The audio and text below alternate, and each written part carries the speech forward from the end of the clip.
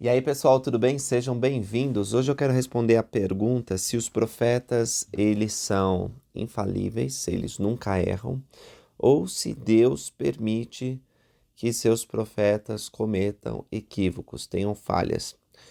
Digo isso porque algumas pessoas podem supor que porque o profeta recebeu esse chamado singular, ele não pode cometer erros, né? Deus nunca vai permitir que ele cometa erros. E eu entendo que as pessoas, elas podem ler as escrituras e pensar que os profetas são superiores, né? São seres quase perfeitos, assim, no sentido de que estão muito próximos de Deus e que eles não pensam nada errado, não fazem nada errado, da boca deles não sai nenhuma palavra torpe. Pois bem, essas pessoas, elas, desculpa dizer isso, né, bem assim direto e sem rodeios, mas as pessoas que pensam isso não leram as escrituras e se leram, não as entendem, porque as escrituras falam das falhas dos profetas. De fato, elas não poupam ninguém, né? Elas falam mesmo das coisas erradas que os profetas e homens santos do passado cometeram.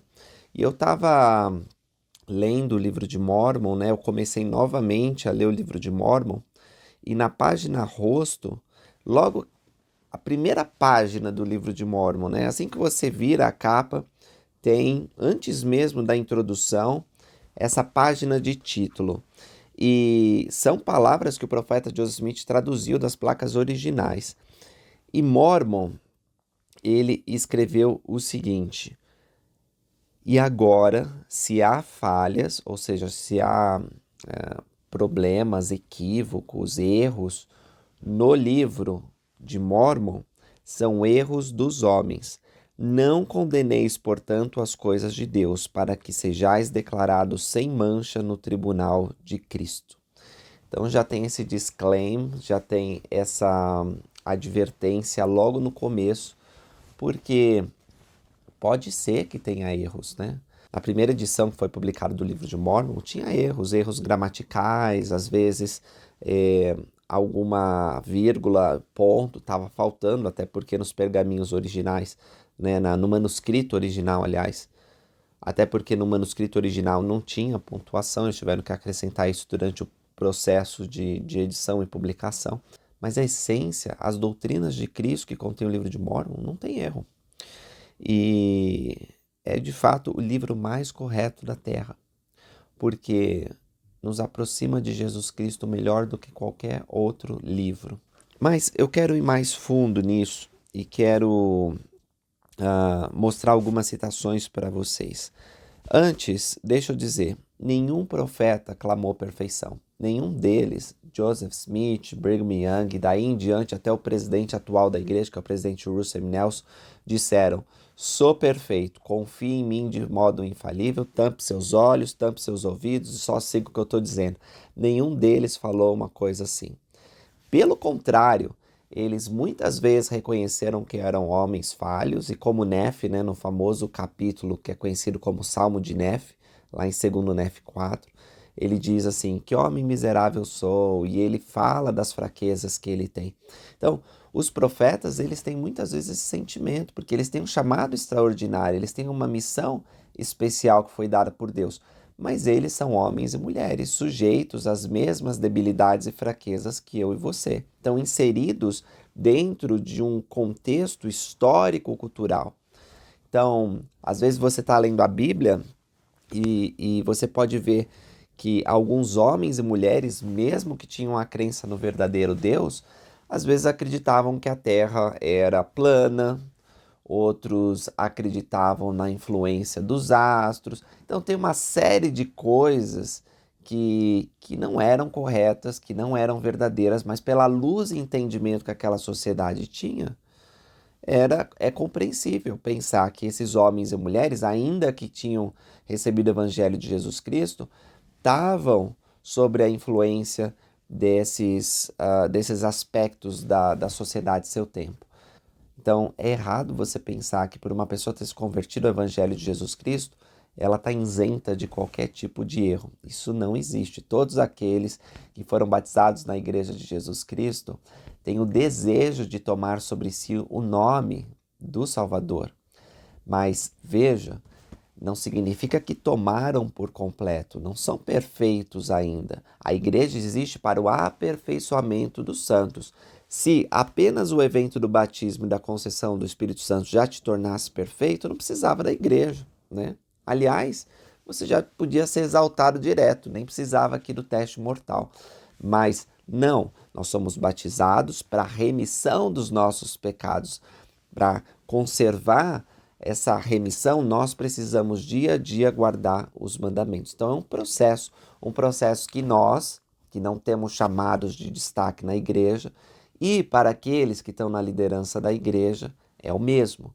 Todos nós precisamos trilhar o mesmo caminho, guardando os mandamentos dia a dia para o nosso aperfeiçoamento, para que a graça de Cristo nos seja suficiente. Tem muitas escrituras que falam das falhas dos profetas, deles errando. No seu estudo pessoal você pode ver, mas eu queria ler com vocês uma em específico, que é 1 Nefe 19, versículo 6. Ele diz assim: Não obstante, nada escrevo nas placas, salvo que considero sagrado. E agora, se erro, também os antigos erraram. Não que outros homens me sirvam de desculpa, mas por causa da fraqueza que há em mim, segundo a carne, quero desculpar-me. Então, Nefe, ele está deixando bem claro aqui que ele está se esforçando o máximo para escrever aquilo que ele considera sagrado, para que futuras gerações sejam abençoadas. Agora, se ele errar nesse esforço bom que ele tem, né, cometer algum equívoco, talvez escrever uma palavra errada, fazer alguma coisa que não esteja em sintonia perfeita com a vontade divina, por causa da fraqueza que há nele segundo a carne, ele pede já antecipadamente desculpa. E nossa, eu quero um dia poder apertar a mão de Nefe, abraçar ele e dizer: Nefe, muito obrigado, porque suas palavras abençoaram minha vida e de muitos outros também. E aquilo que você talvez considerasse fraqueza se tornou fortaleza para mim. Então, meus irmãos e irmãs, Deus, ele é tão grandioso que ele pode usar até a fraqueza de seus servos para a bênção e aperfeiçoamento de sua obra. Foi assim com o apóstolo Paulo, que se considerava fraco, muitas vezes indigno, e ele até orou 3 vezes para que o Senhor afastasse dele uma aflição, né? Um espinho na carne, ele chamou. Mas o Senhor disse: não, você vai continuar com o espinho na carne. A gente não sabe bem que tipo de aflição era essa, mas ele sentia que isso era um problema na vida dele. Ainda assim, Deus deu a solução. Deus não retiraria esse espinho da carne, mas por causa da graça do Senhor, era suficiente para que Paulo cumprisse a missão dele e fosse aperfeiçoado. Por isso, ele até podia se gloriar nas fraquezas e nas dificuldades. Mas vamos encarar essa pergunta. Os profetas, eles podem ou não podem errar? Como eu demonstrei para vocês, eles podem, as escrituras falam sobre esse erro. Mas, Lucas, os profetas, eles podem entrar em apostasia? Eles podem se voltar completamente a Deus? Porque eles têm acesso à mente e à vontade de Deus. Bom, aí vamos fazer uma distinção, que é importante. A palavra profeta nas escrituras nem sempre significa a mesma coisa. Muitas vezes a palavra profeta significa o homem, e profetiza a mulher, que é capaz de receber revelação.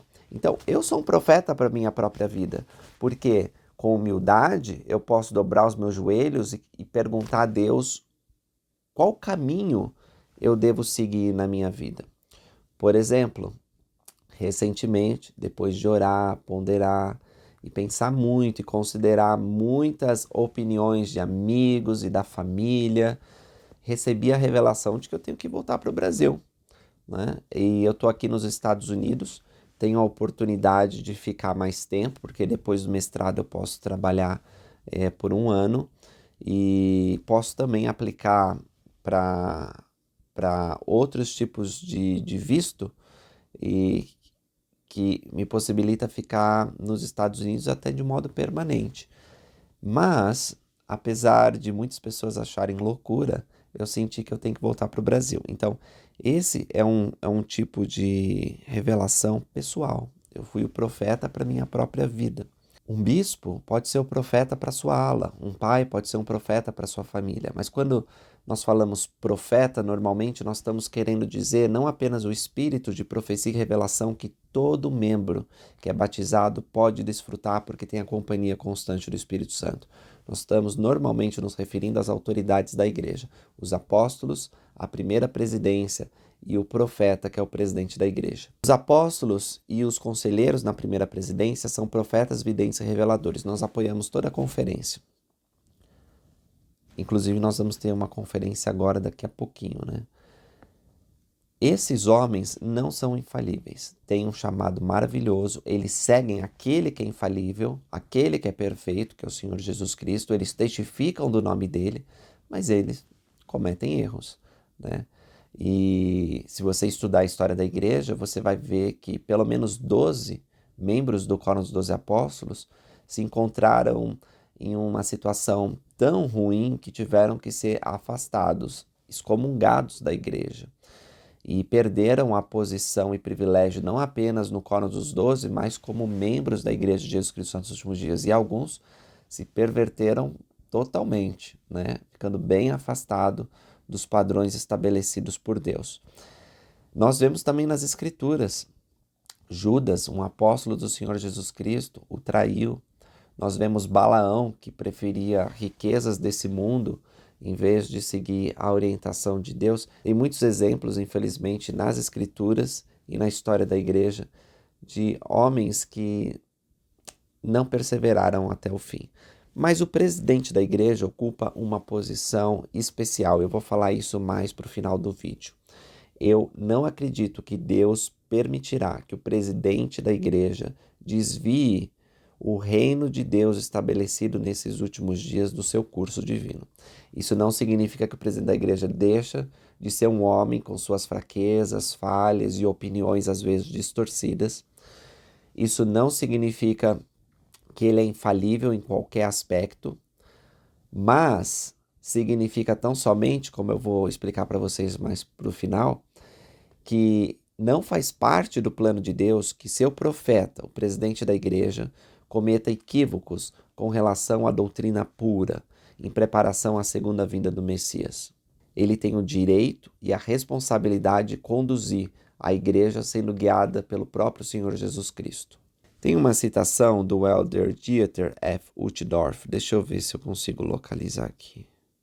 Ele diz assim, isso foi em 2013, para ser perfeitamente honesto, houve ocasiões em que membros ou líderes da igreja simplesmente cometeram erros. Talvez tenha havido algo que foi dito ou feito que não estava em harmonia com os nossos valores, princípios ou nossa doutrina. Suponho que a igreja seria perfeita apenas se ela fosse guiada por seres perfeitos. Deus é perfeito, a sua doutrina é pura, mas ele trabalha por nosso intermédio, seus filhos imperfeitos. E pessoas imperfeitas cometem erros. Sobre isso, eu lembro uma citação do profeta Joseph Smith que disse o seguinte: eu nunca disse que era perfeito, mas não há erro nas revelações que ensinei. O profeta Joseph Smith estava bem ciente, bem como as pessoas mais próximas do profeta, de que ele era um homem falho. Ele não tinha muita educação formal, né? Lembro de uma ocasião em que um homem decidiu se afastar da igreja porque Joseph Smith escreveu o nome dele errado. Ora, não tem nem comentários para isso, né? Olha o absurdo. Mas a ideia dele pode ser de alguns de nós, de que o profeta é infalível, né? Se o profeta, por exemplo, estiver falando com você, ele cometeu um erro enquanto ele está falando, não sei, um erro gramatical. Você vai achar que ele não é um profeta inspirado por Deus porque ele cometeu um equívoco ao falar? Como eu disse no começo, nenhum profeta da igreja clamou que é infalível, que é perfeito. Mas eles afirmaram, e isso é um ponto doutrinário muito importante também. E esse é um ponto doutrinário muito importante também. O profeta, ele tem o direito de revelar a mente e a vontade de Deus. E quando o faz, não há erro, porque Deus é perfeito e ele pode usar perfeitamente seus servos imperfeitos. Sobre o profeta Joseph Smith, assim, nós podemos, ao estudar a história lá em Santos, em outros livros de história da igreja, ver que ele tinha desafios. Dificilmente Joseph conseguia manter um diário. Durante toda a vida dele ele tentou, começava, parava, ele precisava de outras pessoas escreverem para ele. Nós vemos que às 116 páginas ele foi duramente repreendido por Deus, porque ele insistiu até que Deus permitiu, ele cometeu um erro. Né? A gente pode chamar aquilo de um erro. E está bem documentado nas nossas escrituras a advertência do Senhor com relação a Joseph. Eu acho que foi em 1847, quando o Banco de Kirtland faliu, né? Aquela sociedade previdenciária que eles tinham estabelecido, os Santos, e Joseph e Oliver que estavam à frente. Muitos membros da igreja se afastaram porque consideraram que o profeta errou e errou feio, fazendo eles perderem dinheiro. Quem perdeu mais dinheiro foi Joseph, né? Teve uma grande crise econômica, financeira, naquele ano específico, mas enfim, as pessoas podem dizer, foi um erro, né? E Joseph não teria problema de assumir que foi um erro, mas não há erro nas revelações. Não condeneis as coisas de Deus por causa das fraquezas dos homens. Para nós, às vezes, é um desafio, né? Separar as opiniões e as diretrizes que os homens dão daquilo que é o comando divino. Mas eu vou dar uma chave para vocês mais para frente nesse vídeo. Deixa eu citar algo que Brigham Young disse antes. Olha que interessante. Pode um profeta ou um apóstolo estar enganado? Né? Perguntou o presidente Brigham Young para uma audiência. E ele disse, não me faça tal pergunta, pois é claro que eu vou reconhecer o tempo todo que isso pode acontecer. Mas não reconheço que deliberadamente desviei esse povo um fio de cabelo da verdade e não cometo um erro intencionalmente, embora eu possa cometer muitos erros, e você também pode. Mas ignoro suas fraquezas e sei, por experiência, que os santos elevam o coração a Deus para que eu seja bem conduzido. Muito interessante essa fala do presidente Brigham Young, né? Eu fiz um vídeo recentemente falando sobre o racismo e o preconceito e a exclusão de homens e mulheres das bênçãos plenas do sacerdócio. E nós podemos olhar para esses líderes do passado e acusar eles, né? Seus racistas, olha a coisa errada, como Deus permitiu uma coisa dessa e tal. Mas a intenção desses homens, nós temos que crer.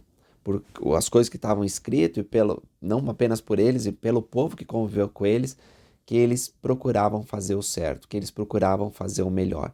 E embora tivessem várias falhas, muitas das quais eram resultado de, enfim, problemas culturais e sociais que haviam naquele tempo.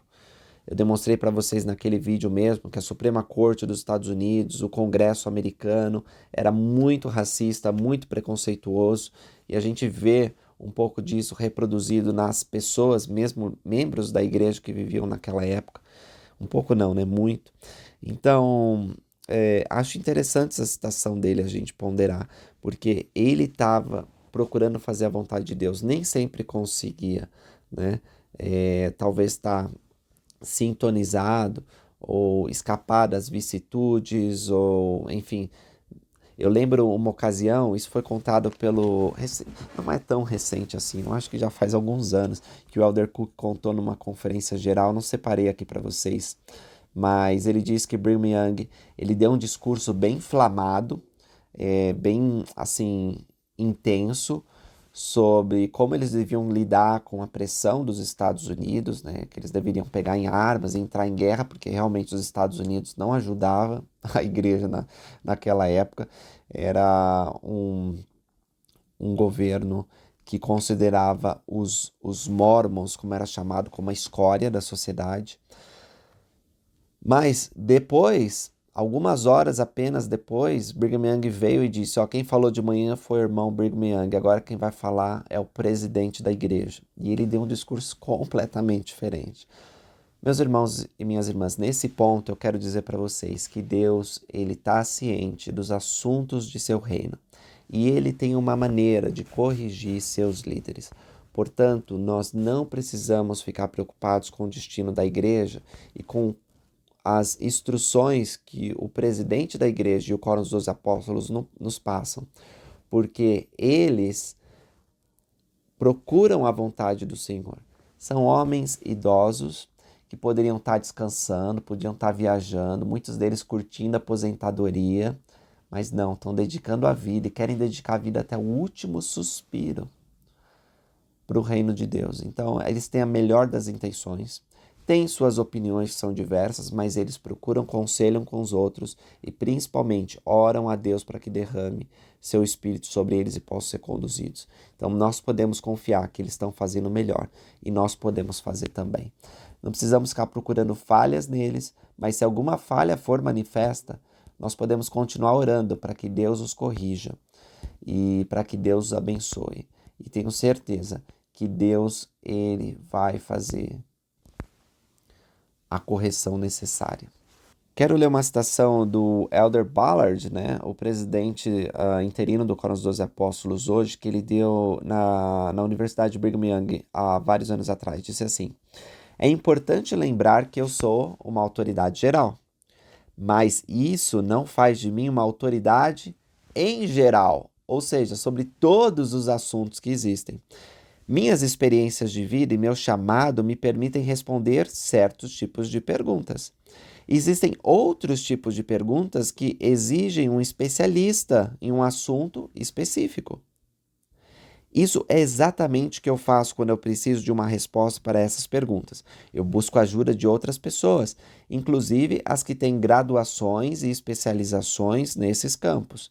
Eu me preocupo que os membros da igreja às vezes esperam muito de seus líderes e professores, esperando que eles sejam especialistas em áreas e tópicos muito além de seus conhecimentos.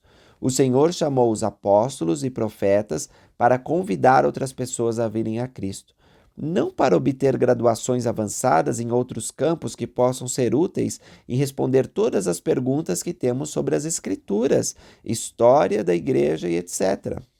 O nosso dever é edificar a igreja, ensinar a doutrina de Cristo e ajudar aqueles que precisam de ajuda. O presidente Russell Nelson, vocês devem estar lembrados, quando ele deu aquele famoso discurso sobre fazer Deus prevalecer em nossa vida, ele disse que ele aprendeu, ele disse naquele discurso, aprendi recentemente, quer dizer, tinha aprendido há pouco tempo com alguns professores o significado do nome Israel. Um presidente da igreja, já foi apóstolo por muitos anos, estuda escrituras muitos anos, mas aprendeu recentemente com outros especialistas. Então, os profetas, os apóstolos não precisam saber todas as coisas. É verdade que quando o presidente da igreja fala, ele tem direito a saber a mente e a vontade do Senhor e ele não precisa de nenhum diploma, ele não precisa de nenhuma certificação, ele não precisa de nenhum acordo, né? As pessoas não precisam concordar com ele sobre o que ele vai dizer, sobre qualquer matéria, qualquer assunto. O profeta, ele não precisa do reconhecimento humano, de treinamento humano para falar sobre qualquer coisa a qualquer tempo, certo? Isso é importante a gente saber, porque quando Deus fala através dele, fala a verdade. Então, é um ponto doutrinário também que nós não podemos nos equivocar. O presidente Nelson, ele é um grande médico, né? Ele é um cientista nessa área de medicina, tendo grandes realizações e premiações, mas se ele quiser falar sobre alguma coisa na questão geopolítica, ele pode. Ele não precisa ter nenhum treinamento de economistas, geógrafos ou historiadores para dar o comentário dele. Ele pode falar, tá? Tenho certeza que ele vai buscar a vontade de Deus. E quando ele fala pela vontade de Deus, ele fala como profeta. E nós temos que aceitar a palavra como se do próprio Deus viesse. Tem uma outra citação do Elder Ballard que ele diz o seguinte, né, nesse mesmo discurso. Quando fazemos convênio nas águas do batismo de servir de testemunhas de Deus em todos os momentos, em todas as coisas, em todos os lugares, nós não estamos falando apenas das reuniões de jejum e testemunho. Nem sempre é fácil, conveniente ou politicamente correto defender a verdade e o que é certo, a verdade e o que é certo, mas é sempre a coisa certa a fazer. Sempre. enfatizou ele. Então os profetas, eles nem sempre vão falar dos assuntos do momento, eles nem sempre vão ser politicamente corretos, eles nem sempre vão, enfim, tratar do que você está esperando que eles tratem, né? O profeta, ele vai falar mente à vontade do Senhor. E nós temos que orar a Deus para saber se é assim ou não, porque isso pode definir o nosso destino aqui nessa terra e nossa felicidade no futuro. O Elder B.H. Roberts, ele foi um 70, um homem muito inteligente, né? Um historiador da igreja, um cara fenomenal. Eu sou muito fã dele. Que tinha muitas opiniões também que às vezes eram controversas, né? Entre os outros líderes da igreja. É um embate famoso que ele teve, por exemplo, com Joseph Fielding Smith a respeito da teoria da evolução. Mas, enfim, só para dar um contexto de quem é B.H. Roberts. E ele diz assim, com relação a esse sermão, né, o Jornal dos Discursos, que tinha o sermão de vários líderes da igreja, inclusive de Brigham Young, devo dizer que eles representam as opiniões individuais dos oradores. E a igreja não é responsável por seus ensinamentos. Nossas obras autorizadas da igreja são a Bíblia, o Livro de Mórmon, Doutrina e Convênios e a Pérola de Grande Valor. Na igreja é dada uma latitude muito ampla à crença e opinião individual, cada homem sendo responsável por seus pontos de vista e não a igreja. A igreja é responsável apenas por aquilo que ela sanciona e aprova por meio das ações formais de seus conselhos. Assim, pode ser que erros sejam encontrados nos sermões dos homens e que, em seu excesso de zelo, expressões imprudentes os escapem, pelos quais a igreja não é responsável.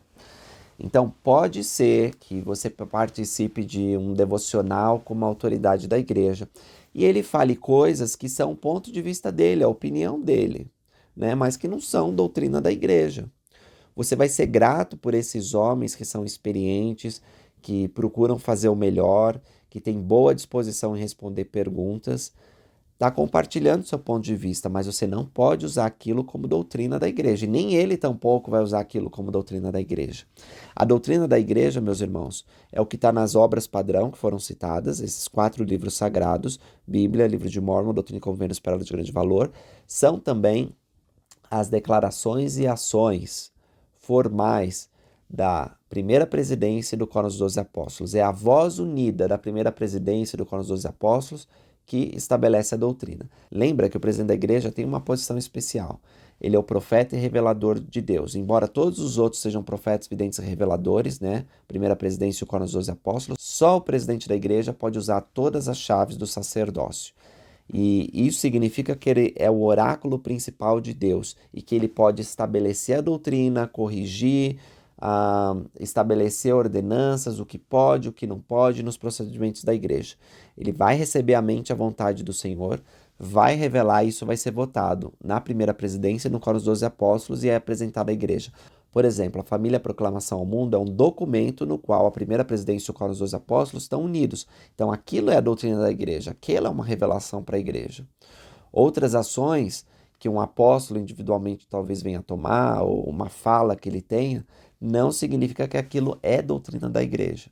Joseph F. Smith disse o seguinte: as teorias, especulações e opiniões dos homens, por mais inteligentes e engenhosas e plausíveis que sejam, não são necessariamente doutrina da igreja ou princípios que Deus ordenou a seus servos a pregar. Nenhuma doutrina é uma doutrina dessa igreja até que tenha sido aceita como tal pela igreja, e nem mesmo uma revelação de Deus deve ser ensinada a seu povo até que o tenha sido primeiramente aprovada pela autoridade presidente, aquela por meio de quem o Senhor dá a conhecer sua vontade para a orientação dos santos como um corpo religioso. O espírito de revelação pode repousar sobre qualquer pessoa, ensinar-lhe muitas coisas para o conforto e instrução pessoal, mas essas não são doutrinas da igreja. E por mais verdadeiros que sejam, não devem ser inculcados até que seja dada a devida permissão. A igreja é uma igreja de ordem. E para terminar esse vídeo, eu quero citar para vocês algo que está na Declaração Oficial 1. Lá no finalzinho de Doutrina e Convênios, logo no começo, deixa eu ver se eu acho aqui, Declaração Oficial 1, diz o seguinte, quando tem a parte dos trechos do discurso do presidente Wilford Woodruff: o Senhor jamais permitirá que eu, ou qualquer outro homem que presida essa igreja, vos desvie do caminho verdadeiro. Isso não faz parte do plano, não é intenção de Deus. Se eu tentasse fazê-lo, o Senhor me afastaria de meu lugar, o mesmo acontecendo com qualquer outro que tentasse afastar os filhos de Deus, os oráculos de Deus e seus deveres. Tem pessoas que leem essa citação e, mais uma vez, pensam que o profeta é infalível. Não é isso que está dizendo aqui. O que está dizendo é que o presidente da igreja nunca desviará a igreja, porque isso não faz parte do plano de Deus. Essa dispensação não vai acabar com uma apostasia como as dispensações do passado, mas com a segunda vinda do Senhor Jesus Cristo. Então, não faz parte do plano de Deus que o profeta cometa um erro. Por exemplo, diga assim: agora ninguém mais vai ser batizado, ninguém mais vai entrar para o templo, as pessoas podem só viver suas vidas. Vamos dizer que algum presidente da igreja passe a ensinar isso. Está errado, isso não é doutrina, isso não está estabelecido nas escrituras e nem das palavras dos profetas vivos que o precederam. Então isso está errado. Isso nunca vai sair da boca do presidente Russell M. Nelson ou qualquer outro que seja. Por quê? Porque não faz parte do plano que o profeta ensine a apostasia. O que acontece é que se o profeta tiver a intenção de fazer isso, o poder divino vai intervir e esse profeta vai ser afastado. Esse presidente da igreja, não sei o que vai acontecer, vai morrer, alguma coisa vai acontecer, mas Deus não vai permitir que isso aconteça, entende, meus irmãos? Porque os profetas, os presidentes da igreja, para ficar bem claro, eles têm a responsabilidade de conduzir a igreja nesses últimos dias e eles não podem desviá-la do curso. Lembro também que o presidente da igreja, por não ser infalível, pode cometer equívocos. Mas aí eu quero conversar com vocês sobre duas coisas. A primeira, existe uma diferença entre doutrina da igreja e normas da igreja. As doutrinas são a base para as normas da igreja, mas as normas da igreja são políticas que são aplicadas dependendo da situação.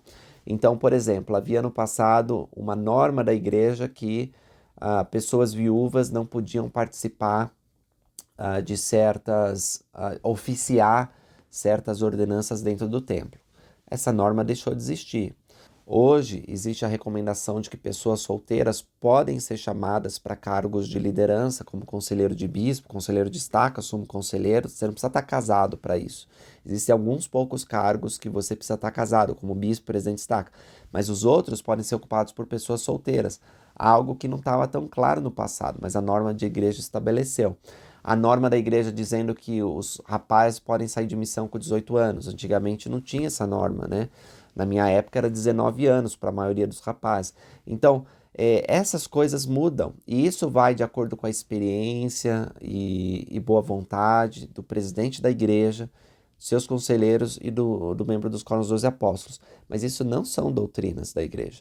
As doutrinas são, por exemplo, que estão nas escrituras e o que está na voz unida desses quórums. O presidente Joseph Smith ensinou que a nossa doutrina consiste no testemunho dos apóstolos e profetas que Jesus Cristo, ele morreu por nossos pecados e nos salvou. As outras coisas são apêndice dessa verdade. Então, as doutrinas são estabelecidas com esse fundamento.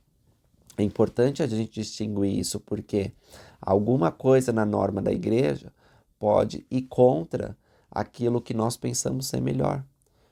E essas coisas vão sendo ajustadas, vão sendo melhoradas. Por exemplo, a norma de que os homens negros africanos não podiam receber o sacerdócio. Eu não considero isso como doutrina, e nem a igreja.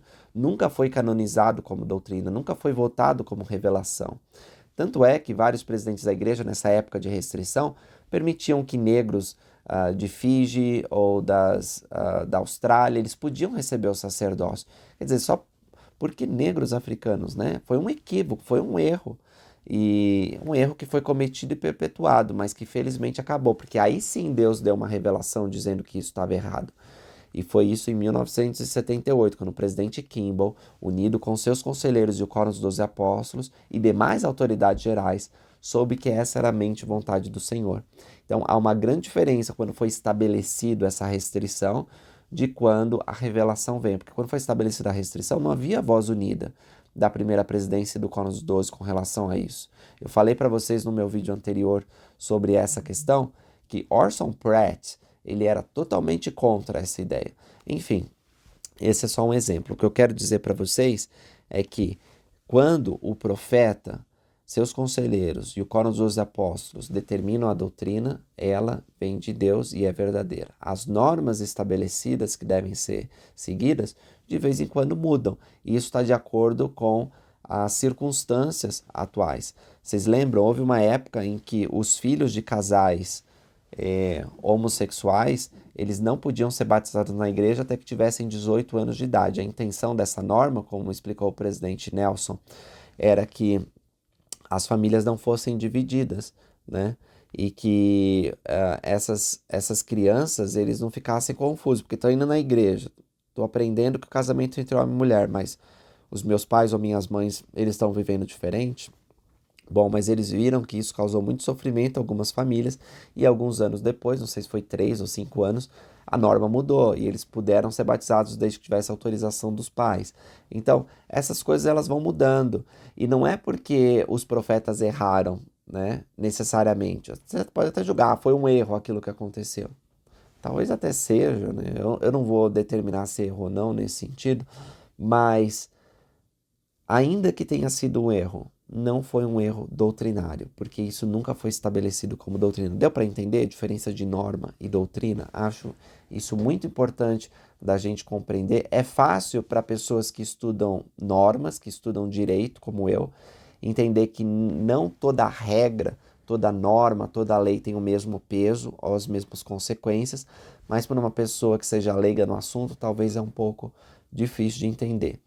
Bom, mas agora chego na conclusão e na chave, que pode nos ajudar a distinguir se algo que foi dito pelos líderes da igreja está errado ou não.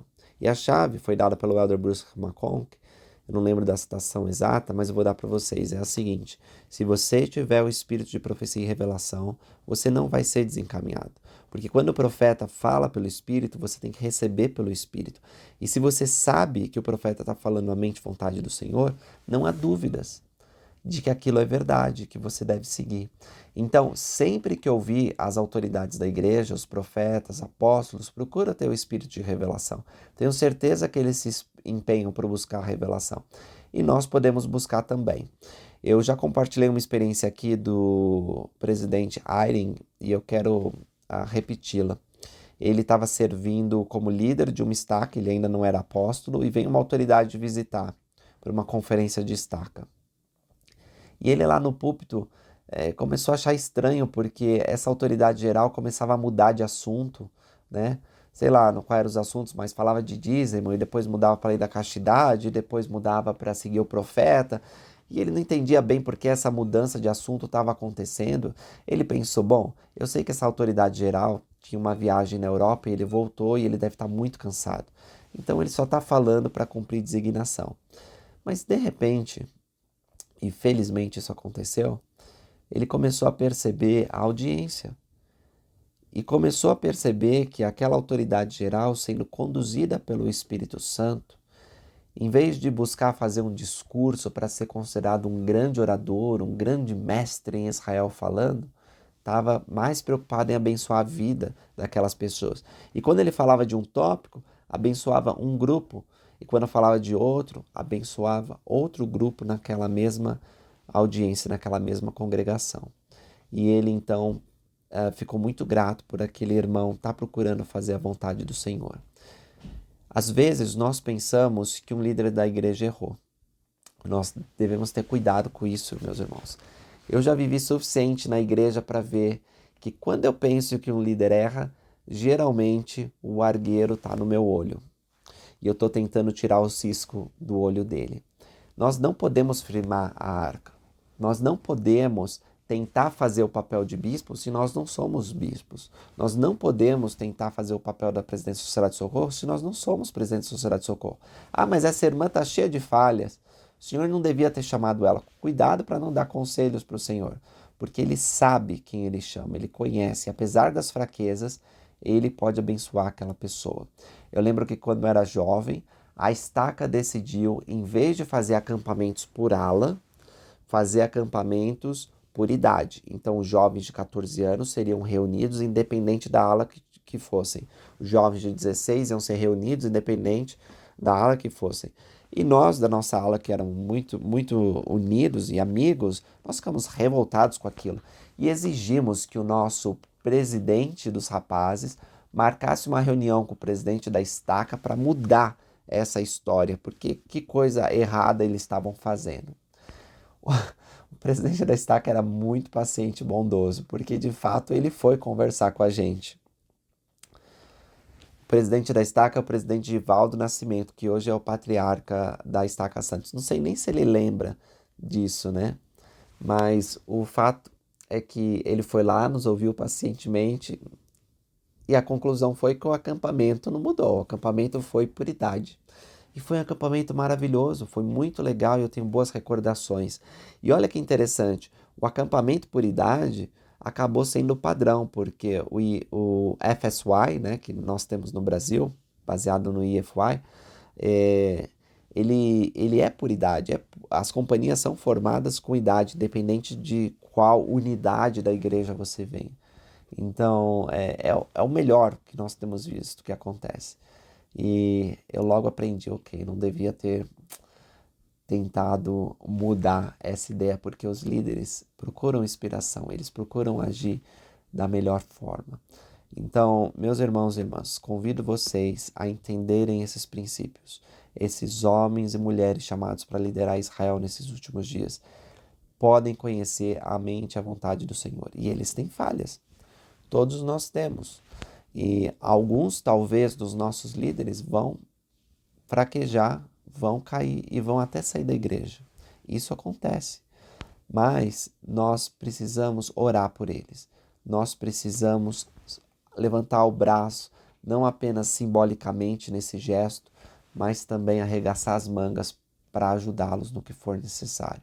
Vamos orar pelos nossos líderes. Vamos rogar para que Deus os mantenha no curso. Eu sei que apesar das fraquezas que todos nós temos, se nós pararmos de olharmos muito no defeito dos outros e concentrarmos mais nas coisas de Deus, Deus pode usar esses homens e mulheres para o nosso benefício. Eu amo os profetas da igreja. Eu sei que eles não são infalíveis, mas quando agem no ofício dele, eles agem de modo perfeito e cumprem a mente e vontade do Senhor. Esse é meu testemunho para vocês hoje. Em nome de Jesus Cristo. Amém.